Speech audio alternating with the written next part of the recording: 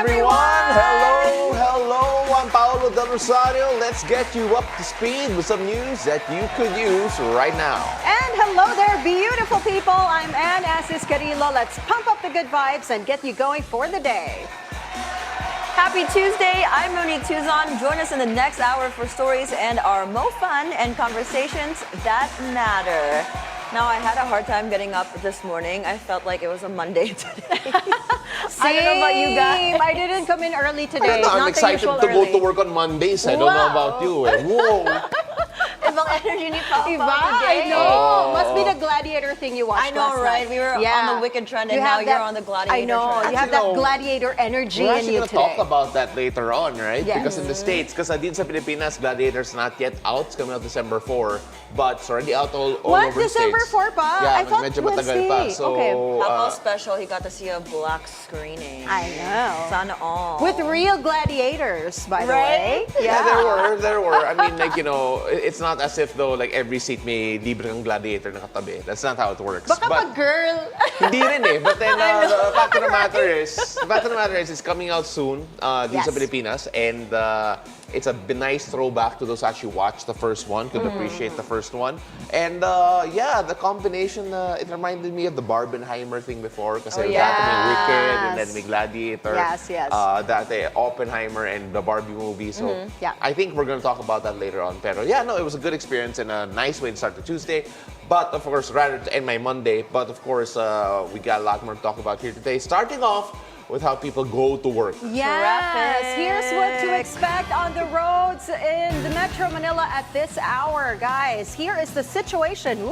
Along Commonwealth Avenue in Quezon City. On the left side of your screens are vehicles going to Sandigan Bayan. Still a breeze on that lane of Commonwealth Avenue.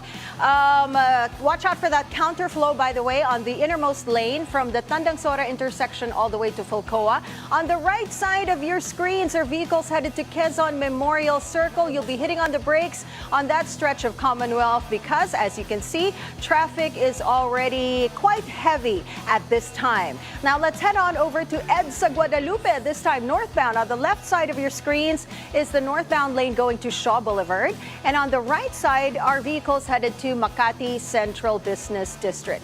Still a good time to drive. Drive safe, everyone. And remember to slow down when you see that pedestrian lane. The expanded vehicle number coding scheme is in full swing. It's a Tuesday today, so vehicles with license plates ending in 3 and 4 should be off the road from now until 10 a.m. and again later from 5 p.m. to 8 p.m.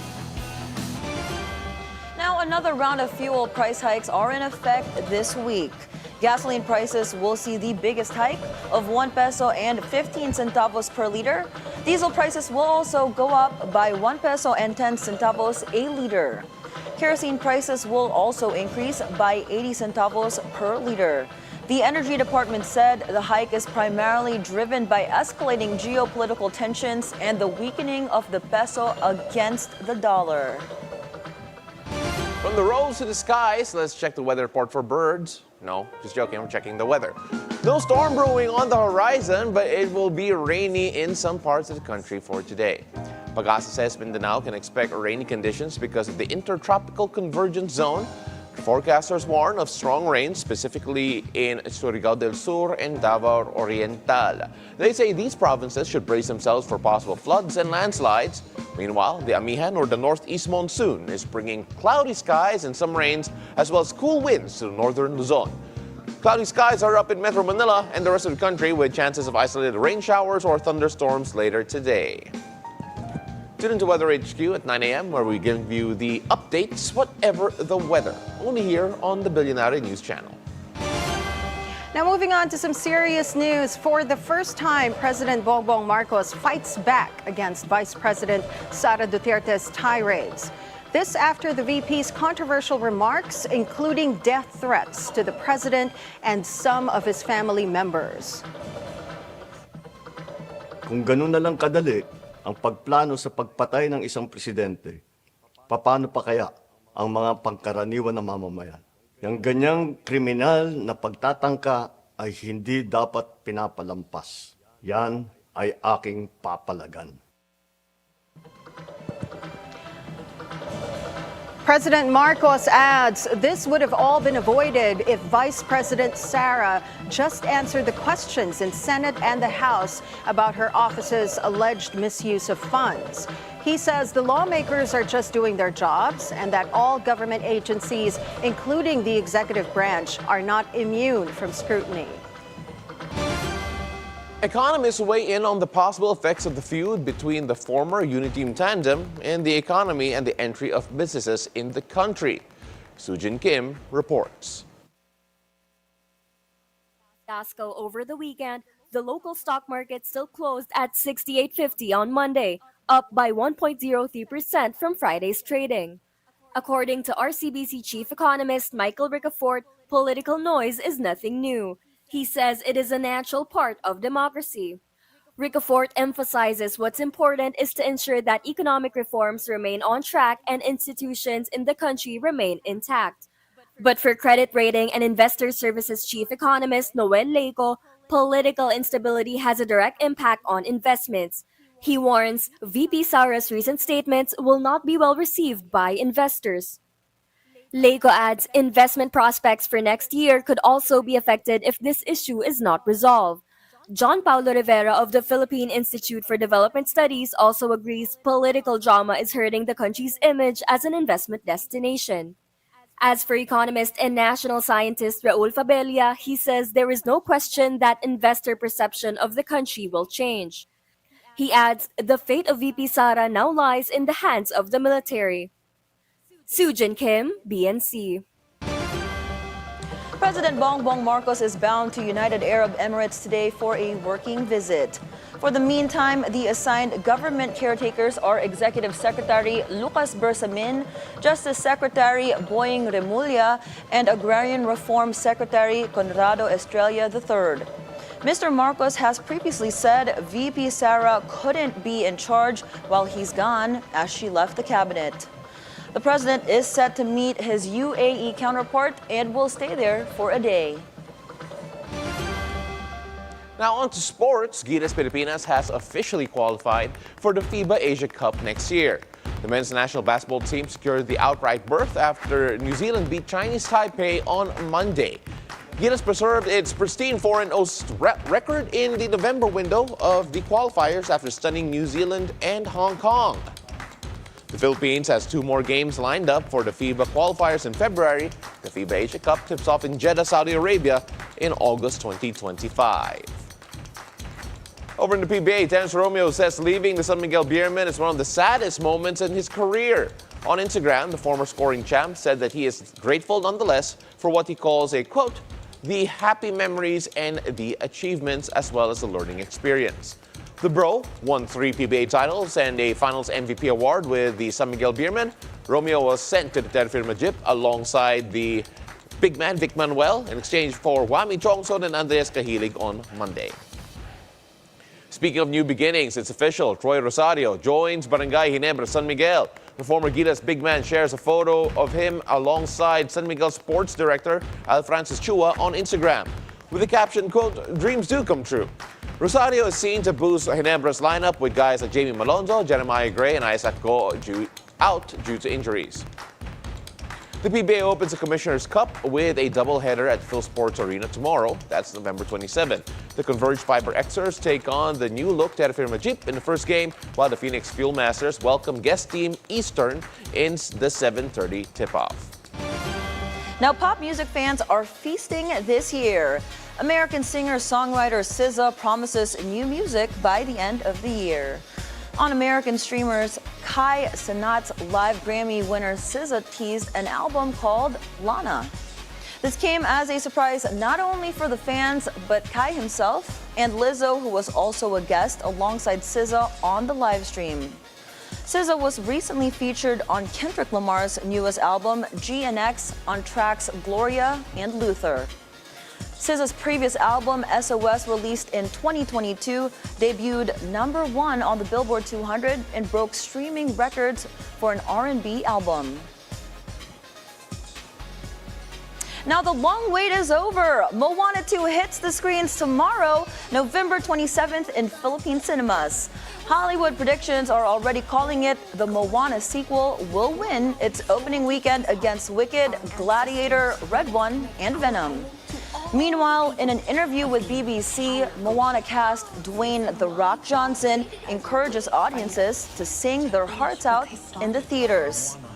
This after a conversation sparked online about movie-going etiquette after the release of musical Wicked.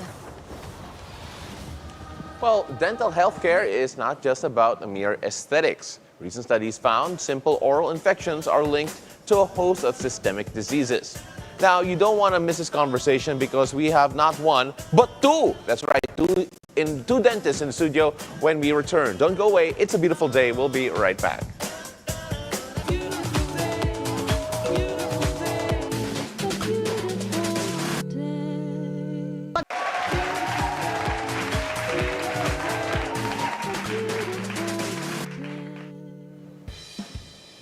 And welcome back. You're still watching It's a Beautiful Day. Well, we want you all to smile because believe it or not, oral care is not just about keeping your teeth white and achieving that perfect smile. Now, in fact, oral infection has been found to be linked to systemic diseases such as cardiovascular disease, bacterial pneumonia, and diabetes. In the Philippines, oral diseases continue to be a silent but serious public health problem. This morning, we get it straight from dentist Dr. Arviel Tolentino and Dr. Brent Silangan. Good morning, docs. It's a beautiful day. Thanks for coming. Good morning. Thank you so much for joining us, Doc. First of all, a lot of people siguro might be surprised. Dr. Tolentino, start off with you, na may link talaga yung oral health to other systemic diseases sa katawan natin. Why are those linked? And of course, are people surprised in general na linked po sila? Kasi ako, nagulat ako na medyo when we're reading about diabetes, bacterial pneumonia, na may connection pala. Okay. So let's start sa pag-isip na everything starts with our mouth. Yeah. Even the nutrition starts with our mouth. So if we have the bacteria in our mouth, like if we have the gingivitis and periodontitis, there is inflammation, there's swelling, they're bleeding, and then this bacteria can go through our bloodstream, and then as we all know, our blood goes everywhere in our body. Sa lahat ng organs natin, nandiyan yung blood natin. Now, if we have that bacteria in our bloodstream, this bacteria can also go to our organs, like our heart. So if we have that bacteria, we might have like endocarditis, which is there's an infection in the lining of our heart. Yeah. So we can also have pneumonia, if we have the bacteria in our mouth. So those are the things na maaaring maging related sa ating systemic diseases. Kasi everything starts in our mouth. Yeah. And when you talk about oral infection or diseases, is that a cavity or is that completely two separate things? So a cavity basically it's a hole in our tooth, that is left untreated. It's this tiny holes na hindi natin napapansin na it's there na. Yeah. So if you notice it na butas na siya. So if it's left untreated for a long time, it might lead to an infection, like an abscess, that might have these symptoms like we have fever na, doon na lang natin siya napapansin na we have this cavity na pala, na nag-lead na siya sa infection or abscess. Meron na tayong pus, nalalaman na lang natin siya if namamaga na, So the tooth may need na mag-root canal na tayo. There are several treatment for that. Yeah. And it might lead na extract natin the ngipin. So it's like that. Doc Brent, when you talk about oral infection, ano po yung mga early symptoms that people have to start, visiting the dentist, paying attention to ano nangyayari? Okay. Now, usually, for dental infections or oral infections, hindi natin siya napapansin eh. Yeah. No? That's why pag pumunta ka ng dentist, usually the dentist will tell you, oh, you have cavity, large cavities, right? And then patient would usually get shocked. Kasi, di ba, ang laki na pala. Yeah. So, usually, sensitivity is a common sign. Bleeding for the gums. Yeah. Okay. And then once it's worse, it will get into the pulp, which is in the nerve, and then it will basically enter the body. And then doon na siya magsaspread. Right. Yeah, So it's yeah. really important to go see your dentist, right? Yes. Once a year. Hindi, for hindi, cleaning. no, how often should you see the dentist? Oh, basically, that once a year is yung lumang ano natin. Outdated Yeah, ka. outdated na. Sobrang outdated ka mo. Yeah. What is it? Once a month? Basically, we recommend it every 6 months or Have twice, you at gone to least the twice a dentist? year. Six Every months 6 ago. Oh, okay. But no, but seriously speaking, so bakit updated ngayon yung Yeah, why the standard? Because change? from once a year to around 2. Yes. If you could see, nag-iba na kasi yung lifestyle natin eh. Okay. Diba? We eat more, there's more temptation, there's more sugar. Even our diet right now, Oh, I it's feel like all Doc's processed talking to me. foods. It's all sugar.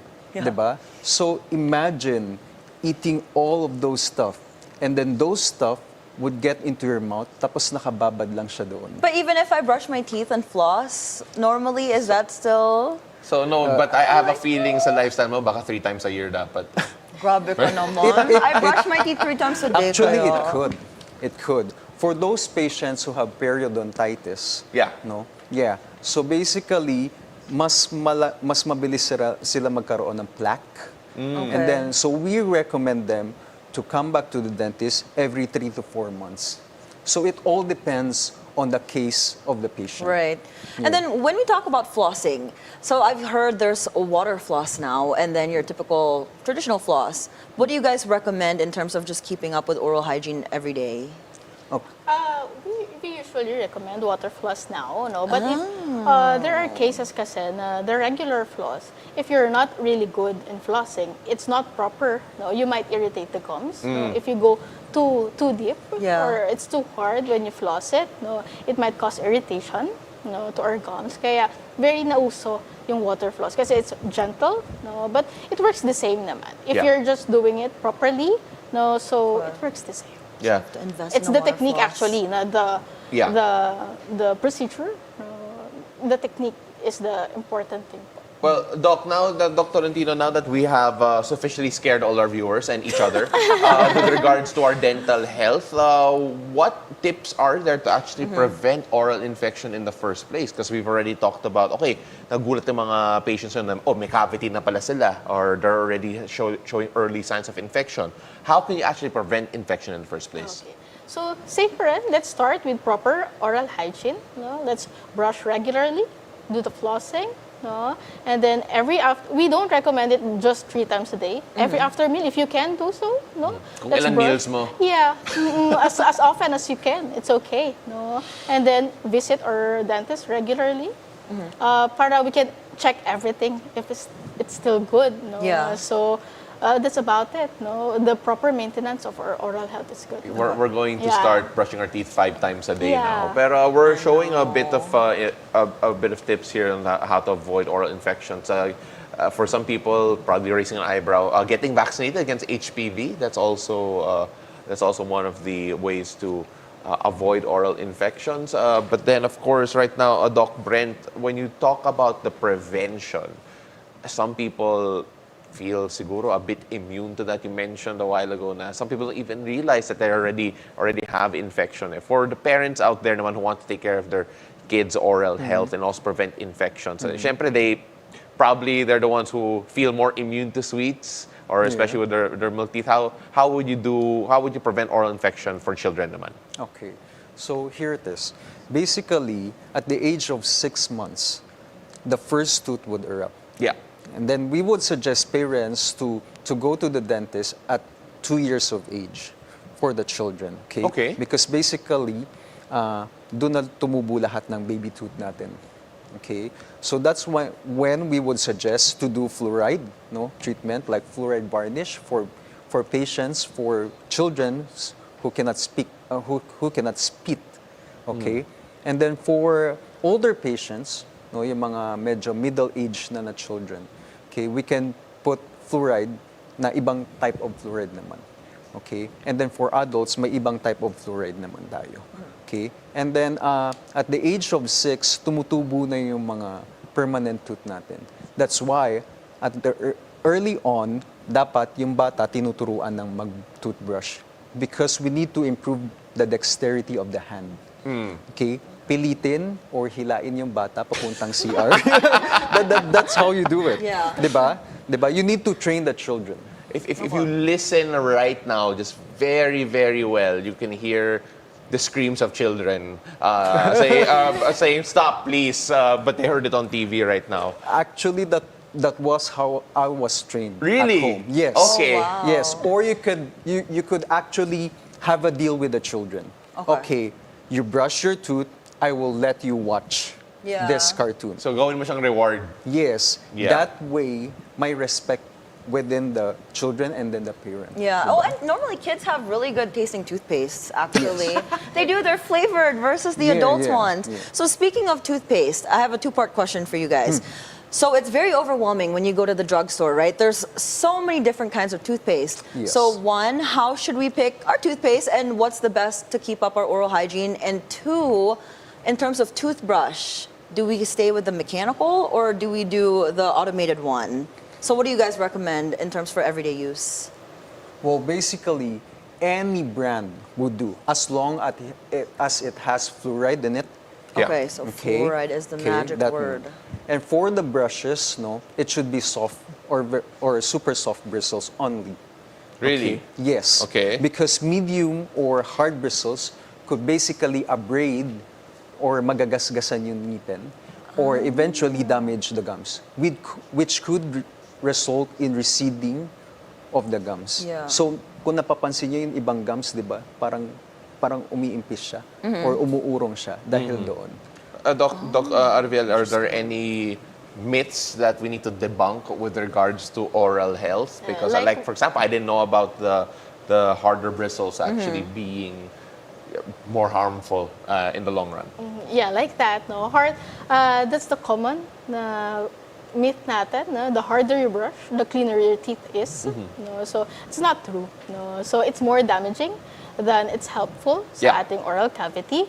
And another thing, no, it's if you're a sweet eater, no, if you have a sweet tooth, mas prone tayo sa caries, but it's not that thing naman, no. So it's really the bacteria that feeds sa sugar natin that might cause the caries or cavities. So if you're a sweet eater, no, you have sweet tooth, but you have good oral hygiene, it doesn't matter naman. It's okay.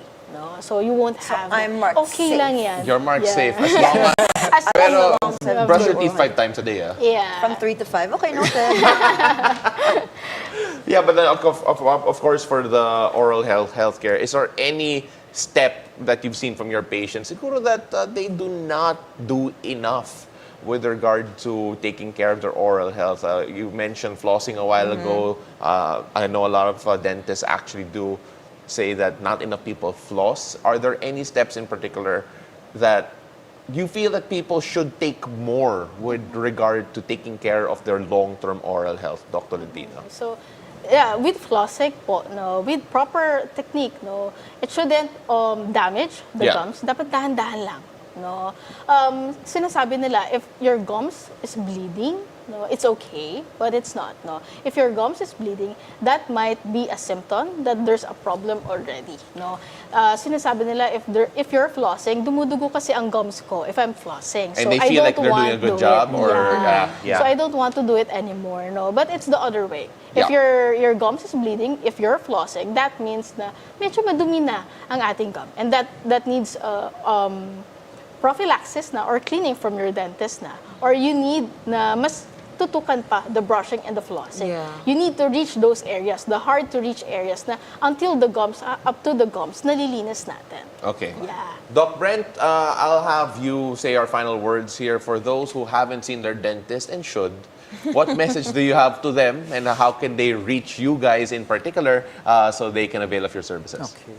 Kindly always go to your dentist every 6 months. No? 6 months. Yes, because these oral infections could lead to infections not only in the mouth but could also spread into the body. Diba? You can visit us at Dentcast in Cavite.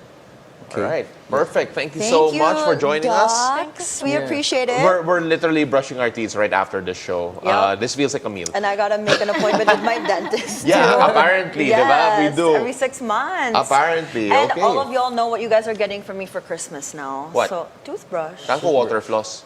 Ay, mahal ka. Okay. That you can get me that. Thank you so much, Doc Arviel Tolentino and Doc Brent Silangan. Thank you very much for joining us. Again, you can catch them in Cavite. Make sure you look them up and check out their clinic. And of course, get that smile going. Yes. Now, before you guys go back and brush your teeth, make sure to stay tuned because coming up, we'll understand how eating disorders can impact someone, uncovering the signs, breaking down the stigma, and sharing stories of hope and recovery. Don't go away. It's a beautiful day. We'll be right back.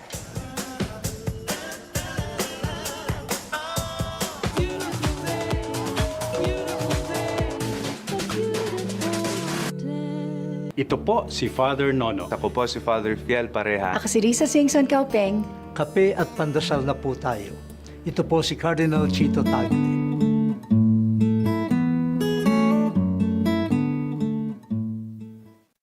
We are giving spotlight with this innovative business enterprises that shares growth in our community. We're giving these entrepreneurs a chance to boost their business in the market. We hope that we inspired you to embrace your passions and strive for your dreams. Let's join Mai Rodriguez together with different entrepreneurs to know their stories and challenges. Pathways to Success, 11 a.m. on BNC, the Bilyonaryo News Channel. Get the latest on the economy and the financial markets. We got a really big push during the pandemic, but since then, how has it been? Now, fundamentally, and given the anticipated rate cuts, where do you see the PSE index headed if either Trump or Harris win? Down to each basis point. 12.75 billion peso deal to modernize the Lagundingan International Airport, a move that's expected to boost Mindanao's economy. Basis Points with Mikey Orel. Weekdays, 9:30 a.m. on BNC. It has no authorization. We hope and pray that it will not rise. Thanks for having me here. Our frustrated Myself, basically. We always say that.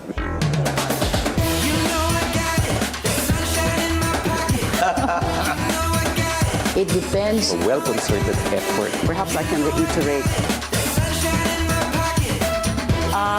My greatest beefsteak. Iba pa na.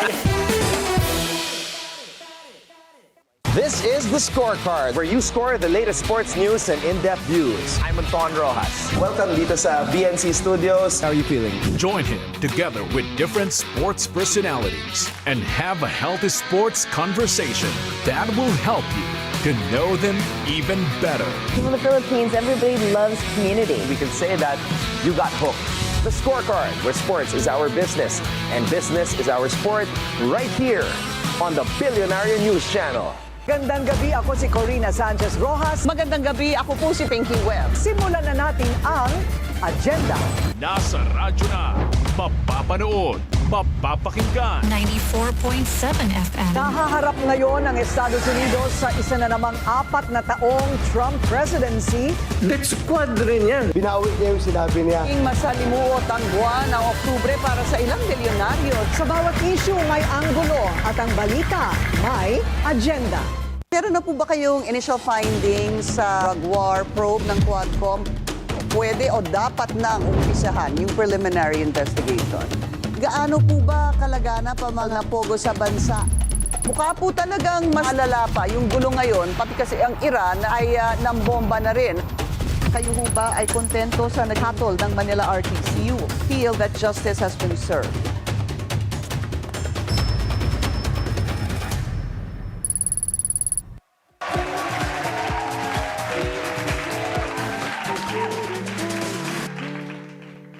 Hello and welcome back. You're still watching It's a Beautiful Day. Now, before we begin, a word of caution. Our discussion on eating disorders may be triggering or distressing to some individuals.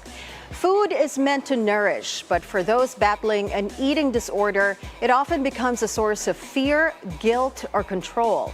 Disorders like anorexia, bulimia, and binge eating come into mind. But with the proper support, recovery is possible for those who are struggling. Joining us via Zoom this morning is Dr. Sherman Nazaire, family medicine and hypertension specialist. It's a beautiful day, Dr. Sherman. Good morning. Hello, good morning, everybody. Good morning. So glad to have you on the show today, Doc.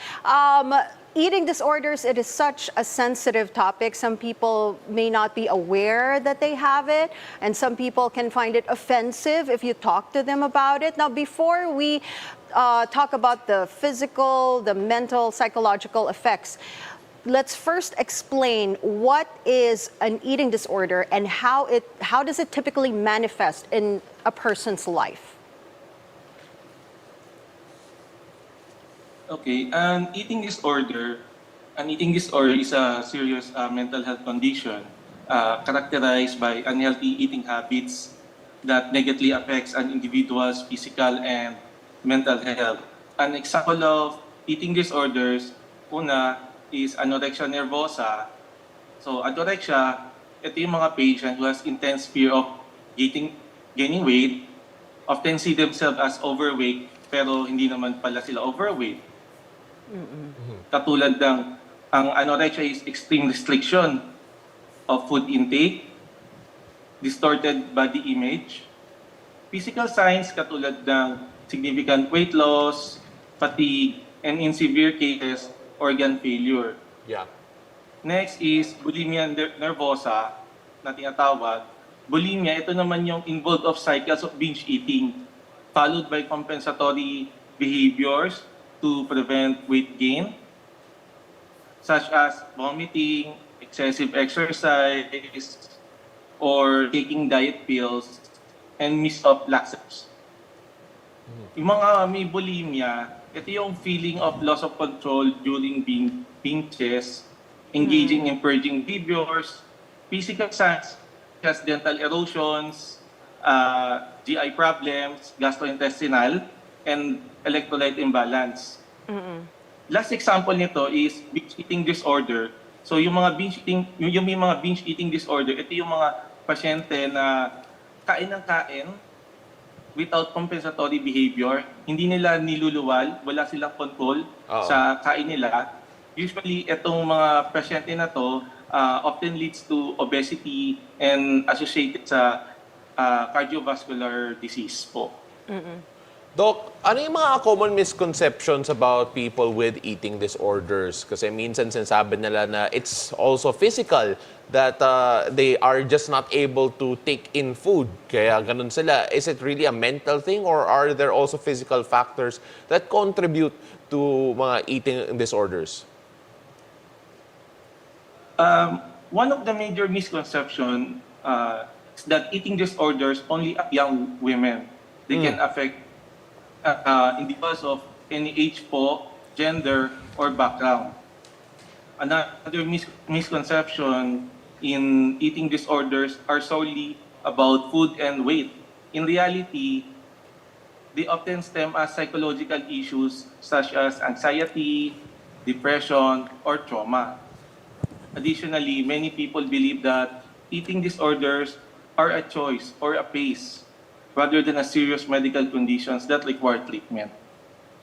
Now, Doc, are there specific risk factors or triggers that increase the likelihood of someone developing an eating disorder? There are several risk factors that can contribute to the development of eating disorders, including genetic predisposition, psychological factors katulad ng low self-esteem or perfectionism. Others are environmental influences such as society pressure or weight stigma. Sinasabi na thinner is better and being a big body is bad. Doc, when you take a look at the potential ways you mentioned a while ago treating this condition, some people might say that, oh, you just need to eat more or, love yourself. Pero how does a practitioner actually treat those with eating disorders? Sorry, medyo nag-choppy po. Okay lang po. I was just wondering, how do professionals treat those with eating disorders po? Usually, we treat those with those eating disorders pag mag-undergo sila ng psychotherapy po and nutritional counseling. And sometimes yung iba po, binibigyan po ng medications. Okay. Doc, you know, you mentioned counseling, no? But some people don't really realize na they already have pala an eating disorder. If you are related to someone or you're friends with someone who you think has an eating disorder, how can you recognize ba itong mga early signs in people that they care about? Sometimes, mapapansin po natin sila na kunyari, sa isang group, ganyan po, or sa bahay, sa family, usually they skip meals, then yung iba naman po, extreme yung dieting nila. Hindi na sila kumakain sa isang buong araw, or yung iba naman po, nagtatag secretive eating behavior po. Other signs may include significant... Yes po. Sorry, you can go ahead.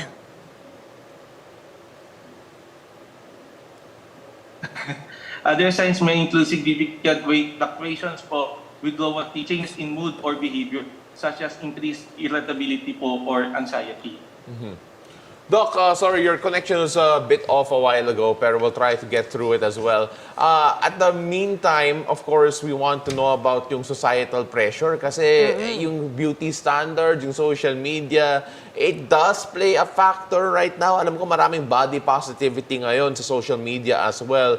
But then what can you recommend to those who are being affected by all of this? You mentioned a while ago counseling, certain types of treatment, even certain medication. But then how could you counsel yung mga those who are adversely affected by yung mga standards na nakita nila sa media?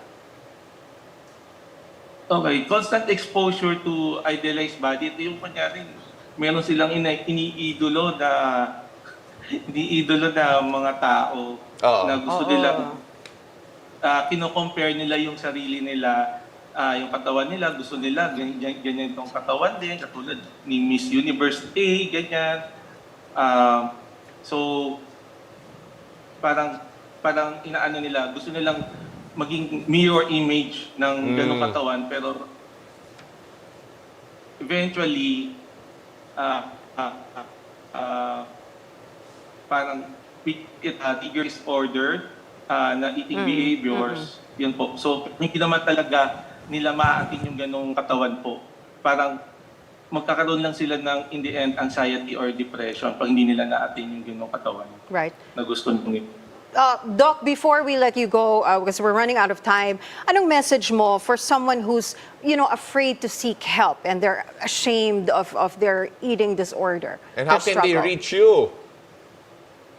Okay. To anyone feeling afraid or ashamed of their struggle with an eating disorder, it is important to remember that seeking help is a sign of strength, not weakness. You are not alone, and many people understand what you are going through. Recovery is possible, and there are compassionate professionals ready to support you. Your well-being matters, and taking the first step towards help can lead to a healthier and happier life po. You can visit me in Makati Life Medical Center po. All right, thank you so much for your time, Dr. Sherman Nazaire, ladies and gentlemen. Now, we will be talking about brewing fandom later on the show because we'll put the spotlight on two of the hottest movies in Hollywood, Gladiator and Wicked. It's a beautiful day. We'll be right back.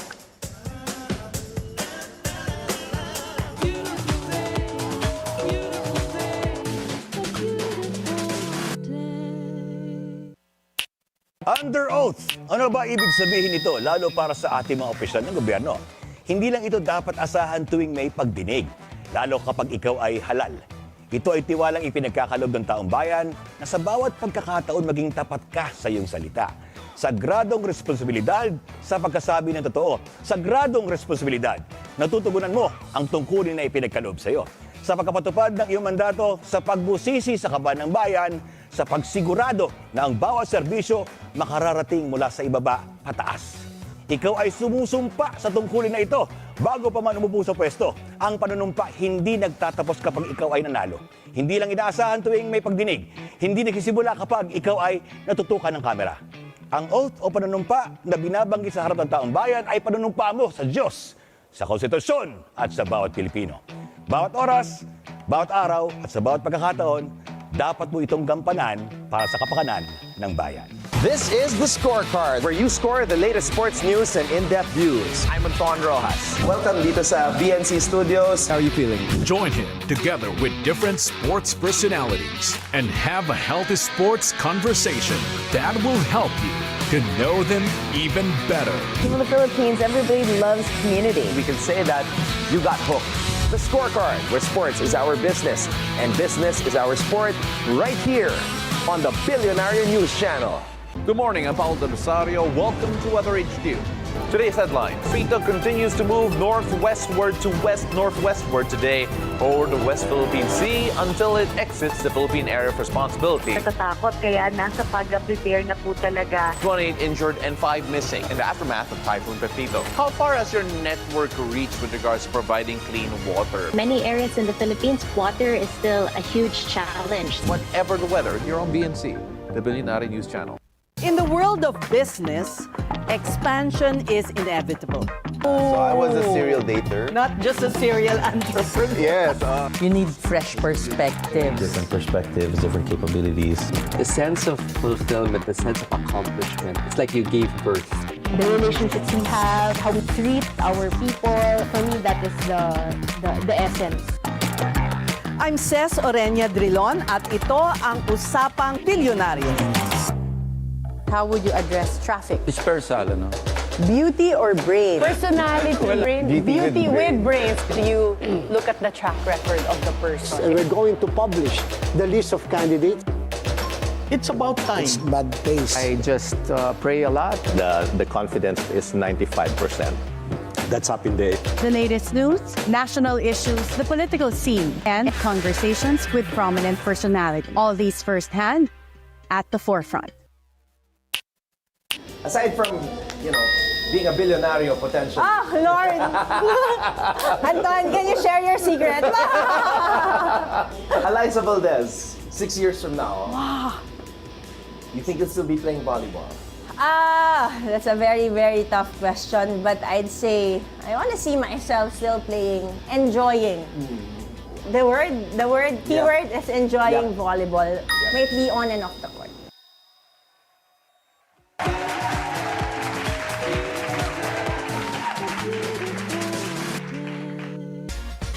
Welcome back. You're still watching It's a Beautiful Day.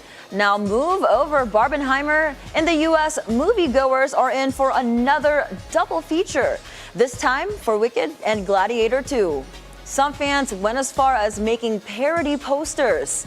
Its post ranked in 137,000 likes and 6.4 million views on X, formerly Twitter. While Glicked rings a bell and unites two opposite fandoms, some social media users have reservations. They say Barbenheimer was organic and unrepeatable. Others say stop making Barbenheimer 2.0 happen. While the rest simply wrote, well, I prefer Wikiator. I prefer that too, Wikiator. Yeah, that's cute. I wasn't into the Barbenheimer thing, so I feel like Wikiator would be my But thing. you've seen Barbie. I have, of course. Yes, of course. Yeah. I mean, it's just two totally opposite things. And I think that what I do like and what I am enjoying right now is that the fact is that it's because we're so used to watching series on streaming platforms, especially during the pandemic. I miss people going to theaters and cinemas. I miss going to actually being in those spaces. So actually having multiple movies to see in the same week, whether it be Pinoy, whether it be foreign-based ones, it's just a lot of fun. Kasi iba pa rin yung experience being in a cinema eh. Of Yeah, course, in the especially with the theater. surround sound, the Yes. popcorn, the chocolates. It's the best. And I can't wait that all the movies are coming out like by the end of this year. Yeah, So yeah, it's an yeah. exciting way to end 2024. All great movies. And it's so nice that we have all these movies available already, Yeah, right? yeah. And movie theaters are all open, and people flock to the cinemas to really watch it. It's a good feeling. Yeah.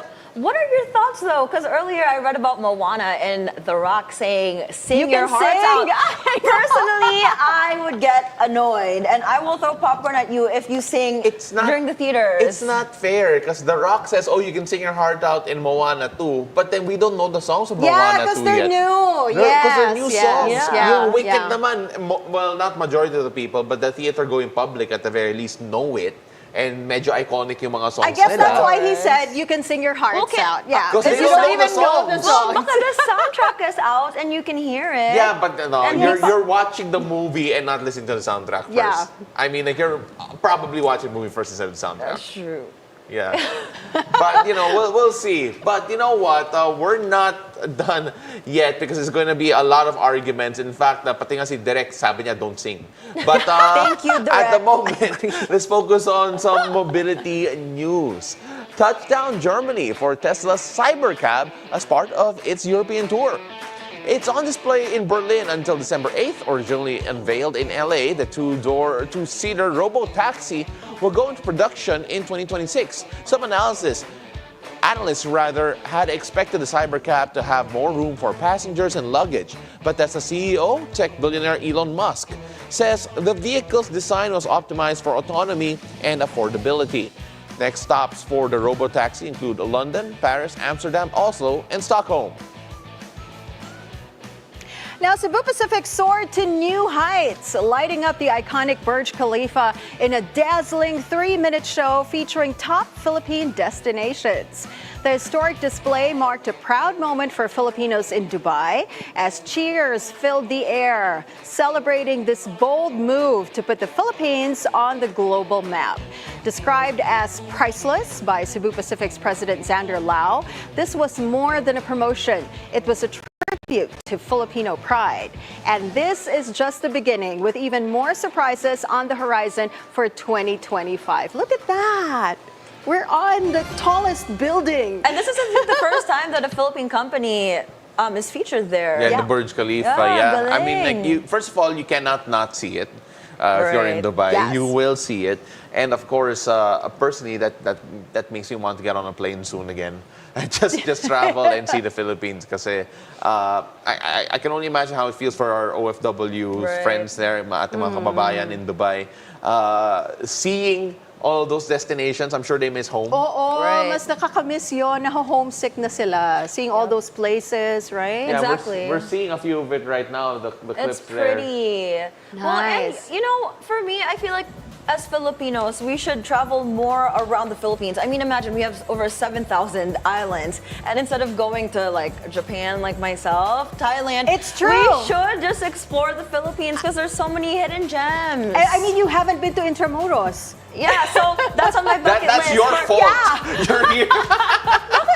this became a problem. You- No, I'm you just don't- saying, I'm promoting local tourism But you because that's don't going to be even my have- 2025 You don't bucket even have to list. hop on a plane to go to Intramuros, but it's one of those historical sites that you Yeah. should check out. But yes, I agree Yes, with you. so one of these Before days. going to other countries, let's explore the Philippines first. The beach life is popping right now. In Oh, particular, the yeah. weather is really nice. You go to Siargao, you go to Boracay. I love going to Boracay all the time. And of course, Palawan, Coron, El Nido, and all those other places. And of course, yung mga hidden gems of other beaches Yes. all around the country. I'm missing a lot. Pagudpod up north. Yeah, same. There's just Siquijor so much. Siquijor is on my list. I mean, there's so many reasons to travel, and you should. And maybe you should do that over the holiday season because it's only 29 days before Christmas. Ang lapit na po. I love it. Wala Oh my pa akong goodness. nasya-shop. Season. Paano na yung crew natin? Wala pa akong mga gifts. Toothbrush na. Toothbrush and floss. We're gonna have like a dental kit. Ako, banana bread. Post Banana duct bread. tape to the wall. Banana bread talaga. Yes. Kung toothbrush yung bigay natin, anong sinasabi ba natin? What are we telling? What message are we Oo giving? nga eh. Some may find that Grabe offensive, naman kayo. I'm just saying, actually. we just had Alam a mo, dentist or two Alam mo, actually. palabok muna. Palabok muna, and then, Never forget. peachy-peachy, tapos toothbrush tayo na sabay-sabay.